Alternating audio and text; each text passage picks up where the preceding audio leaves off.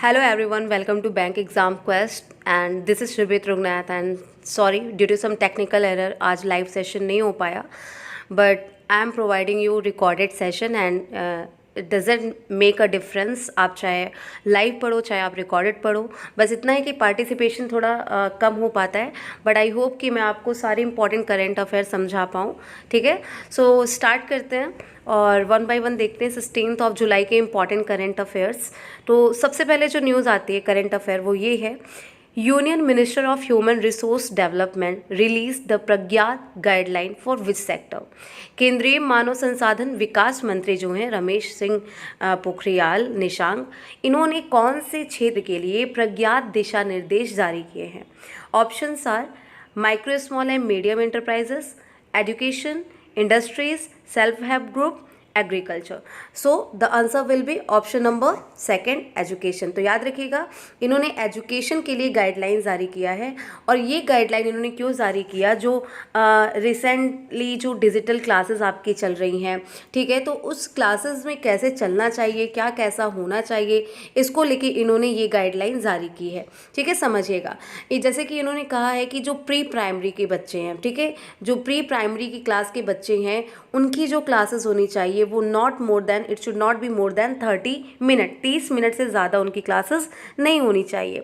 तो जो online education इस समय चल रहा है, जो डिजिटल एजुकेशन चल रहा है, उसमें प्लानिंग कैसे होनी चाहिए उसको रिव्यू किया, अरेंज किया, गाइडेंस किया, ठीक है, असाइन किया, ट्रैक किया और मतलब कि कैसे कैसे क्या क्या बच्चों को हमें किस तरीके से पढ़ाना है, इन सारी चीज़ों पर इन्होंने एक गाइडलाइन जारी की है. ठीक है, जिसमें से सबसे इंपॉर्टेंट है कि प्री प्राइमरी की जो क्लासेस हैं it should not be more than 30 minute. याद रखिएगा कि आपके जो रमेश पोखरियाल निशांक हैं ये human resource and development ministry को संभालते हैं.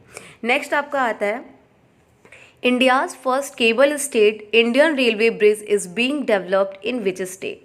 भारत का पहला cable stay Indian railway bridge किस राज्य में विकसित किया जा रहा है. वी टॉक अबाउट रेलवेज तो बहुत सारे ऐसी चीज़ें हो रही हैं जो इंडिया में पहली बार हो रही हैं.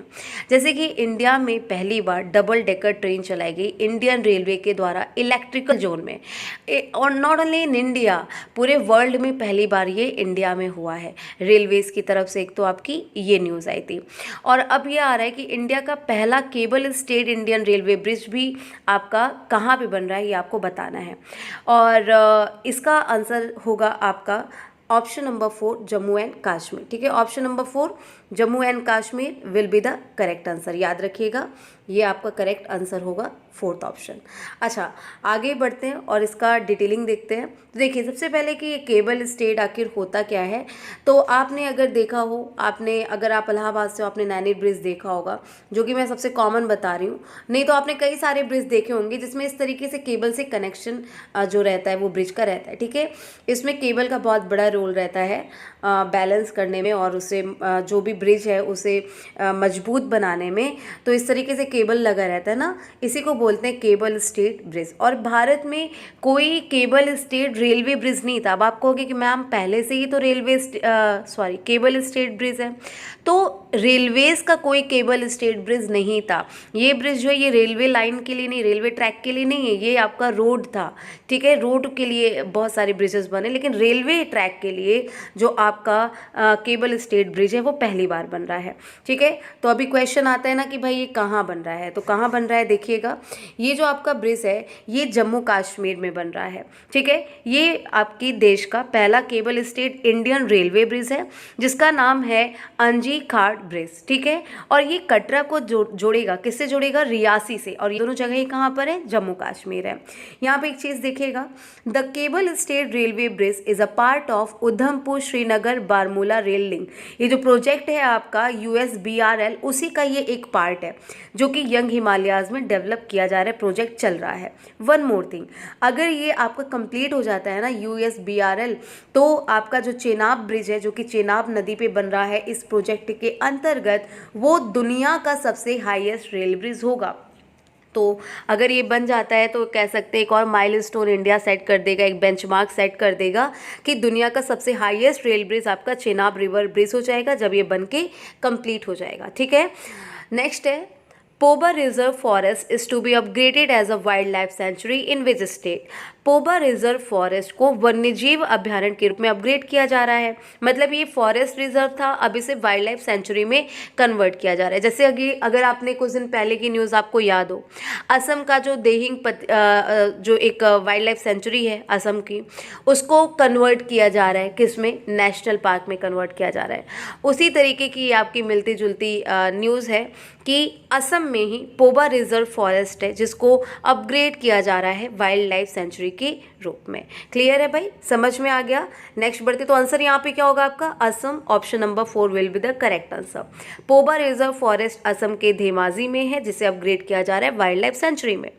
देखो वैसे तो आपके असम में टोटल 18 वाइल्ड लाइफ सेंचुरी, कितनी वाइल्ड लाइफ सेंचुरी है, 18 वाइल्ड लाइफ सेंचुरी है। बट अगर हम बात करें इंपॉर्टेंट, तो आप देख सकते हो Chakrashila wild life sanctuary, Bornadi wild life sanctuary, Burha Chapori wild life sanctuary, Hoollongapar gibbon sanctuary और दीपोर बील बर्ड सेंचुरी। ये कुछ इंपॉर्टेंट सेंचुरीज हैं असम में।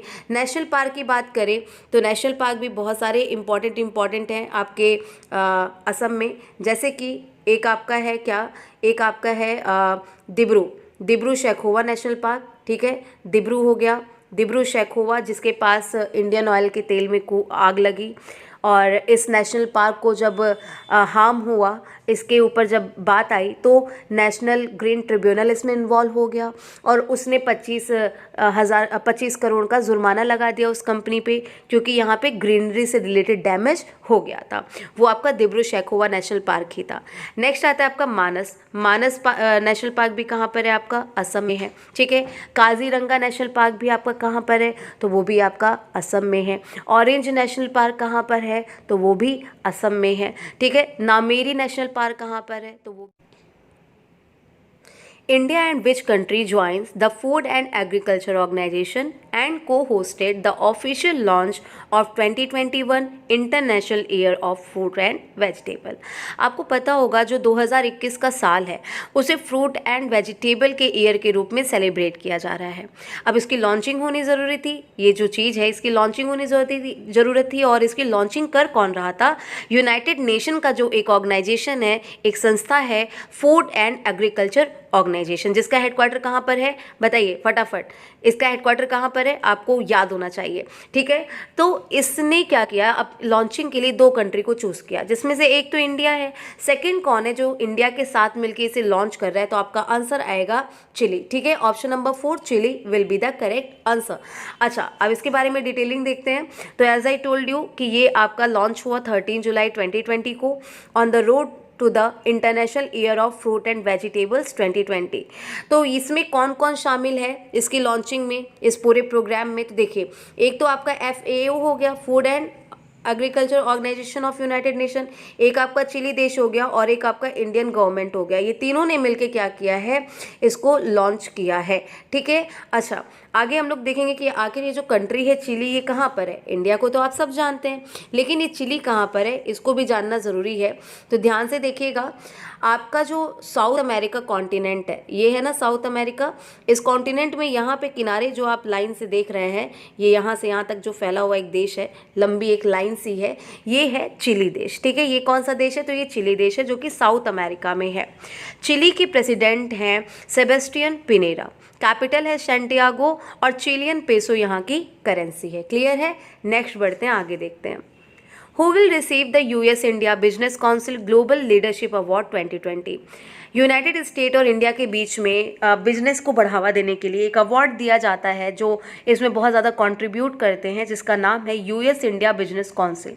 ये अवार्ड जो है ये 2007 से दिया जा रहा है और अगर मैं बात करूँ 2019 की, तो 2019 में ये अवार्ड मिला था मिस्टर सुंदर पिचाई को और नाजदाक को। तो इस बार किसको मिल रहा है 2020 में, ये आपसे पूछा गया है। ऑप्शंस यहाँ पे हैं, एन चंद्रशेखरन जो कि टाटा ग्रुप के हैं, जिम टैकलेट, राजीव चंदेल, अधीर चंदन चौधरी। तो आंसर क्या बनेगा यहाँ पे भाई, देखो ये अवार्ड 2 लोगों को दिया गया है, जैसे 29 में 2 लोगों को दिया गया था, 2020 में 2 लोगों को दिया जा रहा है। कौन कौन है, तो आपको तो अब तो आंसर आपको समझ में आ ही गया होगा। Option number 5 will be the correct answer, N Chandrasekaran and Tim Tackett, इन दोनों को ये अवार्ड दिया जा रहा है।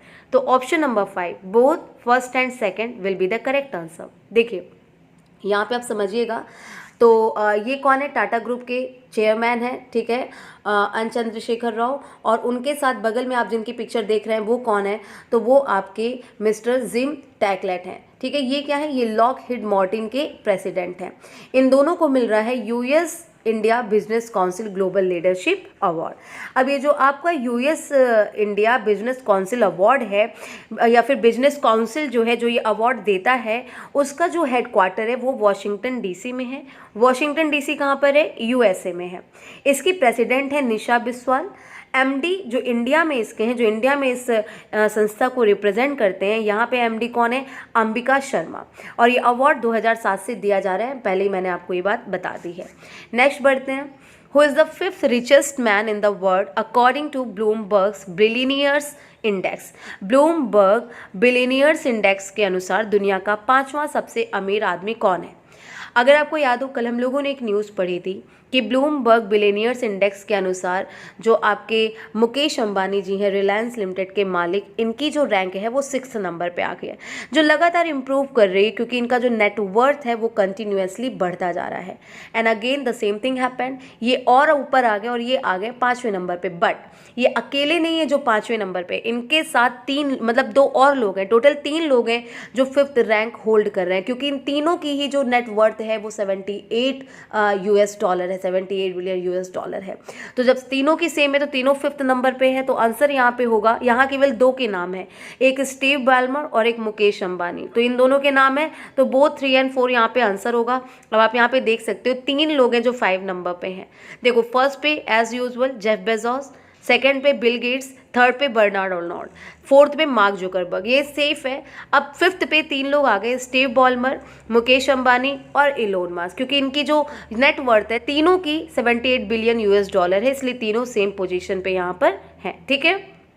और एक बात अगर हम बात करें मुकेश अंबानी की, तो ये वेल्दीएस्ट इंडियन है, सबसे अमीर इंडियन है, और ये इकलौते एशियन टाइकून हैं जो कि वर्ल्ड के टॉप 10 रिचेस्ट पीपल में आ रहे हैं जून महीने से ही लगातार, ठीक है, याद रखिएगा। Who has been appointed as the Vice President of Asian Development Bank? एशियाई देशों में इंफ्रास्ट्रक्चर को बढ़ावा देने के लिए, प्रोजेक्ट्स को बढ़ावा देने के लिए, डेवलपमेंट को बढ़ावा देने के लिए जो बैंक है एशियन डेवलपमेंट बैंक, उसका प्रेसिडेंट तो आपको पता है मसासुगो ओसाकावा है, लेकिन उसके वाइस प्रेसिडेंट जो है वो रिप्लेस हो गए हैं। अभी तक थे दिवाकर चंद्रा, लेकिन अब उनको रिप्लेस कर दिया अशोक लवासा ने। अशोक लवासा कौन है? अशोक लवासा प्रेजेंट टाइम में इलेक्शन कमिश्नर ऑफ इंडिया हैं, ठीक है, चुनाव आयुक्त हैं, लेकिन अब इन्हें क्या चुन लिया गया है? एशियाई बैंक का उपाध्यक्ष कह लीजिए या वाइस प्रेसिडेंट कह लीजिए, चुन लिया गया है। तो ऑप्शन आपका सेकंड जो है वो आपका आंसर होगा। एशियन डेवलपमेंट बैंक का हेडक्वार्टर कहाँ पर है? Metro Manila. मनीला कहाँ पर है? फिलीपींस में है। प्रेसिडेंट इसके मसासुगो ओसाकावा हैं और वाइस प्रेसिडेंट अब कौन हो गया है? अशोक लवासा। किसको रिप्लेस करके? सुधाकर चंद्रा को रिप्लेस करके। आगे बढ़ते हैं, नेक्स्ट देखते हैं। Who has been selected as the brand ambassador of Sports Adda News and Information website for cricket, football and kabaddi? देखिए, एक वेबसाइट है जिसका नाम है स्पोर्ट्स अड्डा। ये न्यूज़ और इन्फॉर्मेशन प्रोवाइड करती है क्रिकेट, फुटबॉल और कबड्डी जैसे स्पोर्ट्स के बारे में। अब इस वेबसाइट ने अपना एक ब्रांड एम्बेसडर चुना है। So the question is who is that person? तो आंसर यहाँ पे बनेगा ऑप्शन नंबर 1 ब्रैडली। ब्रैडली जो आपके ऑस्ट्रेलिया के बहुत ही फेमस प्लेयर हैं, ठीक है, बहुत ही फेमस क्रिकेट के खिलाड़ी हैं, इन्होंने अपना ब्रांड एम्बेसडर चूज़ किया है। तो पहला ऑप्शन यहाँ पे आंसर होगा। देखिएगा, ब्रैडली जो है 43 ईयर के मतलब कि फास्ट बॉलर, जो 1999 से काम करना इन्होंने शुरू किया था क्रिकेट में, और ये 2008 से टेस्ट मैच से रिटायर हुए। 2013 में इन्होंने इंटरनेशनल क्रिकेट को छोड़ा और 14 से 15 तक जितने भी फॉर्म्स होते हैं क्रिकेट से सबसे रिटायर हो गए, मतलब फाइनली इनका रिटायरमेंट 2015 माना जाएगा। स्पोर्ट अड्डा के बारे में बात करें तो भाई ये एक वेबसाइट है जो इन सारे स्पोर्ट्स की जानकारी देती है, और ये ओन्ड, इसकी पेरेंट कंपनी कौन सी है? तो स्टम्ड एंटरटेनमेंट FZE इसकी पेरेंट कंपनी है। और ये जो वेबसाइट है ये 2018 से काम कर रही है और ये एक मोबाइल ऐप के रूप में भी अवेलेबल है। अगर आप प्ले स्टोर पे जाओगे, इसका मोबाइल ऐप डाउनलोड करोगे तो आपको ईजिली ये मिल जाएगा। और फोटो आप किसकी देख रहे हो? मिस्टर ब्रैडली की, जो कहाँ के प्लेयर हैं? ऑस्ट्रेलिया के प्लेयर हैं। ऑस्ट्रेलिया की कैपिटल क्या है? कैनबरा है। ऑस्ट्रेलिया के प्राइम मिनिस्टर कौन है? स्कॉट मॉरिसन है। ऑस्ट्रेलिया की मोनार्क कौन है? तो आता है एलिजाबेथ का नाम। ऑस्ट्रेलिया की करेंसी क्या है? तो ऑस्ट्रेलियाई डॉलर है। नेक्स्ट देखते हैं। Which airport has introduced India's first ever fully contactless airport car parking? किस हवाई अड्डे ने भारत की पहली पूरी तरह से संपर्क रहित हवाई अड्डा कार पार्किंग शुरू की है? मतलब कि हवाई अड्डा जो है, एयरपोर्ट जो है, वहाँ पे कार पार्किंग होगी without any contact to any person. मतलब कि अगर आप वहाँ जाते हो तो आपको टोल वगैरह दे के कार पार्क करना पड़ता था, लेकिन फास्टैग जो आपका टोल सिस्टम में इम्प्लीमेंट किया गया था 2019 में, जिसके ज़रिए आपको फास्टैग कार्ड अगर आपके गाड़ी पे लगा है और आप ऑलरेडी उसमें बैलेंस है, तो आप जब टोल बूथ से गुजरोगे तो ऑटोमेटिकली आपके अकाउंट से जितना टोल अमाउंट है वो डिडक्ट हो जाएगा। सेम ही जो टेक्नोलॉजी है वो इस एयरपोर्ट ने प्रोवाइड कर दी अपने कार पार्किंग में। तो किसी को कुछ पैसे दे के पार्किंग की ज़रूरत नहीं है, डायरेक्ट वो डिडक्ट हो जाएगा आपके अकाउंट से। आप जाके without any contact to any person आप कार पार्क कर सकते हो। ऐसा करने वाला पहला जो आपका एयरपोर्ट है इंडिया में जो fully contactless car parking provide कर रहा है, दैट इज़ हैदराबाद एयरपोर्ट। तो option number 4 will be the correct answer. Suresh Amonka passed away at 68 due to COVID-19 infection. He was former health minister of which state? कोविड-19 संक्रमण के कारण सुरेश अमोनका का 68 की उम्र में निधन हो गया। आपसे पूछा जा रहा है कि वो कौन से राज्य के स्वास्थ्य मंत्री रह चुके हैं। तो भाई देखिए, आंसर यहाँ पे होगा ऑप्शन नंबर 4 गोवा। गोवा जो राज्य है उसके ये स्वास्थ्य मंत्री रह चुके हैं। यहाँ पे आप पिक्चर देख रहे हैं इनकी। और गोवा कहाँ पे है? तो इंडिया के नक्शे में रेड कलर में जो एरिया है दैट इज़ गोवा। गोवा की कैपिटल है पणजी। चीफ मिनिस्टर है प्रमोद सावंत और गवर्नर है सत्यपाल मलिक। ठीक है। और आपको एक मैंने ट्रिक बताई थी गोवा की नेशनल पार्क को याद करने के लिए। गोवा में एक ही नेशनल पार्क है और ट्रिक क्या थी अपनी?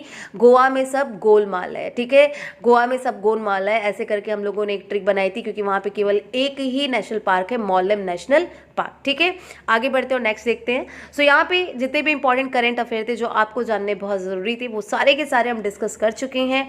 एंड या I am again saying sorry for not providing you live session, but due to some sudden technical error I had to do recorded session. So I hope आपको सब कुछ समझ में आ गया होगा। अगर ऐसा है then please like this video, share this video, and या don't forget to subscribe the channel. Thanks.